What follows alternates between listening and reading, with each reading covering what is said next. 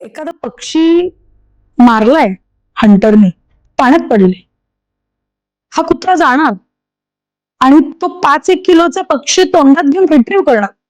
याला लॅब्राडॉर रिट्रीव्हर म्हणतात. परत घेऊन येणार. ह्याची अॅनाटॉमी अशी आहे की याचा नेक चांगला स्ट्रॉंग मसल्ड नेक. पण त्याची टेल जर तुम्ही बघाल तर अशी रडर टाईप टेल असते. बोट बघितली तुम्ही? बोटला मागे एक रडर असतो. त्याला ते 5 किलोचा पक्षी तोंडात वर घेऊन त्याला पोहता आलं पाहिजे. त्याची जी टेल आहे ती सपोर्ट करते त्याला. असं जर चुकीचं ब्रीडिंग झालं, त्याचं जे काम आहे ते तो शक्यच होणार नाही. आज कोणी हंटिंग करत नाही मान्य, पण ओरिजिनली ब्रेड डॉग्स हे असे असतात. आज लोकांची अपेक्षा काय? मोठं डोकं पाहिजे, त्याला अधिक रिंकल पाहिजे.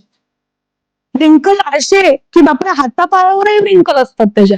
अरे तुम्ही लॅब्राडॉर घेताय का काय, ते न्यूफाउंडलँड घेताय का मिक्स घेताय, काय करताय? असा जो डॉग असतो तो पोहू शकणार आहे का? त्याच्या तोंडावरच तुम्ही बघाल 3-1 किलोचे रिंकल आहेत. तो काय पोहणार आणि तो काय आणणार? तो स्वतःही डुबणार, तुम्ही डुबणार त्याच्या मागे, आणि त्याचे आजार इतके त्याच्या मागे तुम्ही डुबणार.